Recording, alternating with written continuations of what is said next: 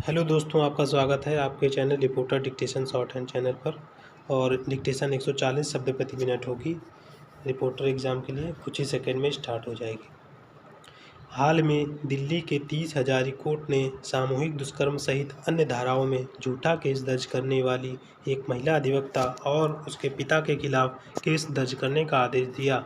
अतिरिक्त सत्र न्यायाधीश ने कोर्ट में कहा कि दुष्कर्म जघन्य अपराध है, लेकिन इसके झूठे आरोपों से दृढ़ता से निपटने की आवश्यकता है। इसी तरह मनीष बनाम महाराष्ट्र राज्य तथा अन्य के संदर्भ में बॉम्बे उच्च न्यायालय ने भी प्रतिवादी रुचिका प्रदीप मेहरा पर दुष्कर्म का झूठा मामला दर्ज कराने के आरोप में दंड प्रक्रिया संहिता की धारा 195(1) के अनुसार निम्नलिखित शिकायत दर्ज कराई थी।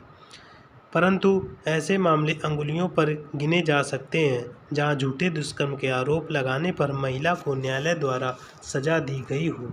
यही कारण है कि जिसके चलते ऐसी महिलाओं की तादाद निरंतर बढ़ रही है जो बेखौफ होकर निजी स्वार्थ के चलते पुरुषों के विरुद्ध दुष्कर्म के झूठे मामले दर्ज करवाती हैं। अगस्त 2021 में दिल्ली उच्च न्यायालय ने अपने एक अहम फैसले में कहा था कि दुष्कर्म के झूठे मामलों में खतरनाक वृद्धि हो रही है। केवल अभियुक्त पर दबाव डालने और उन्हें शिकायतकर्ता की मांगों के आगे झुकने के लिए ये मामले दर्ज किए जा रहे हैं। उल्लेखनीय है कि 2013 में देश की शीर्ष अदालत ने कैनी राजन बनाम केरल राज्य मामले में निर्णय देते हुए इस बात को लेकर चिंता जताई थी कि दुष्कर्म के मामलों में न केवल पीड़िता के बयान को अत्यधिक महत्व दिया जाता है, बल्कि उसे ससम्मान स्वीकार भी कर लिया जाता है। लेकिन कुछ परिस्थितियां ऐसी भी होती हैं जब न्यायालय को संशय होता है और अगर इन परिस्थितियों के बीच पीड़ितों के बयान को स्वीकार किया जाए तो वह उचित नहीं होगा। उच्चतम न्यायालय ने यह वक्तव्य केरल उच्च न्यायालय के फैसले के खिलाफ अपील के दौरान दिया था। शीर्ष अदालत ने केरल उच्च न्यायालय के फैसले को पलटते हुए दुष्कर्म के दोषी को बरी कर दिया था।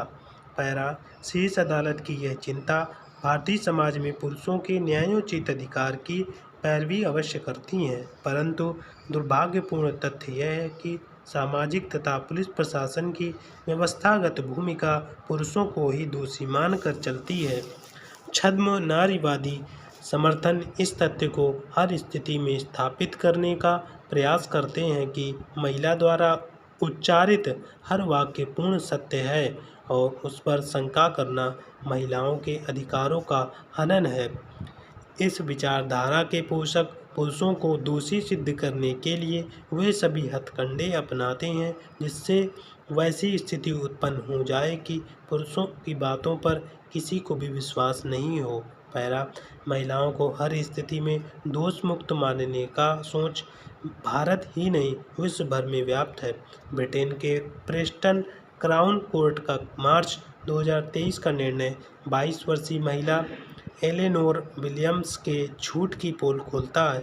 विलियम्स ने अपने चोटिल चेहरे की फ़ोटो फेसबुक पर डाली और अपनी शारीरिक पीड़ा का दोष कुछ उन पुरुषों पर मढ़ा जिनके ऊपर वह पूर्व में दुष्कर्म का आरोप लगा चुकी थी। नतीजा यह हुआ कि जिस स्थान पर वह रहती थी वहां तनाव की स्थिति उत्पन्न हो गई। बिना सत्यता की परख के आरोपितों को सामाजिक रूप से इस तरह प्रताड़ित किया गया कि उनमें से एक ने आत्महत्या का प्रयास किया, जबकि पुलिस जांच में यह सत्य सामने आया कि विलियम्स द्वारा झूठी पोस्ट डाली गई थी। बिना किसी अपराध के सभी आरोपितों को महीनों जेल में रहना पड़ा, जिससे उनका सामाजिक और पेशेवर जीवन तहस-नहस हो गया है। विलियम्स का झूठ सामने आने पर न्यायालय ने उसे 8.5 साल के कारावास की सजा सुनाई। न्यायालय ने यह भी कहा कि जोखिम है कि इस प्रतिवादी विलियम्स के कार्यों के परिणामस्वरूप वास्तविक पीड़ित के आरोपों पर लोगों के विश्वास करने की संभावना कम हो। पैरा दुष्कर्म के झूठे आरोपों के बढ़ते मामलों पर guilt by accusation the challenge of proving innocence in the age of me too के लेखक एलन डशोरविट्ज कहते हैं कि समाज में पुरुषों की स्थिति एक विचित्र खलनायक की भांति है। अगर कोई पुरुष स्वयं पर आरोप लगाने वाली महिला को झूठी कहता है तो वह किसी महिला को झूठी कहने का दोषी माना जाता है, और अगर वह आरोप को स्वीकार नहीं करता तो उसे भी दोषी माना जाता है। कुल मिलाकर यह एक चक्रव्यूह की भांति है जहां पुरुष हर स्थिति में दोषी माना जाता है। न्यायालय, पुलिस और हमारा समाज पुरुषों के प्रति मानवीय दृष्टिकोण रखते दिखाई नहीं देते। यूनिवर्सिटी ऑफ ऑक्सफोर्ड का वर्ष 2016 में प्रकाशित शोध the impact of wrongly accused of abuse in occupation of trust victims voices बताता है कि सामाजिक व्यवस्थाएं ही नहीं बल्कि कार्यस्थलों पर भी दुष्कर्म के आरोपितों को बिना सत्यता परीक्षण के अन्य किसी अपराध के आरोपितों की अपेक्षा कठोर व्यवहार का सामना करना पड़ता है। आरोप मात्र से ही उनकी पेशेवर जिंदगी खत्म हो जाती है। वित्तीय बोझ और झूठे आरोपों का कलंक उन्हें गंभीर रूप से अवसादग्रस्त बना देता है। पैरा, इस सत्य से कदापि इनकार नहीं किया जा सकता कि दुष्कर्म किसी भी महिला के लिए जीवन पर्यंत न भरने वाला घाव है, लेकिन ठीक इसी तरह की स्थिति दुष्कर्म के झूठे आरोपों के बीच जीने वाले पुरुषों की भी है।